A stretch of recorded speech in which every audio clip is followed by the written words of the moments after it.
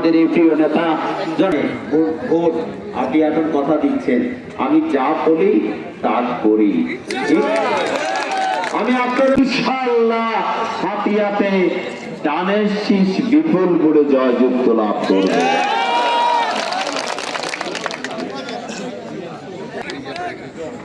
কি কথাটা সত্য তো নাকি? আওয়াজ করেন না। গত 16-17 বছরে এই নদী ভাঙনে রোধ করার কোনো আমি তো ডানের শীষের প্রতীক নিয়ে আমাকে আমার নেতা আপনাদের মাঝে পাঠিয়েছেন। হাতিয়া আমাদের হাতিয়ায় যে নদী ভাঙন হচ্ছে, নদী ভাঙতেছে, আমরা এই নদী ভাঙন রোধ করব।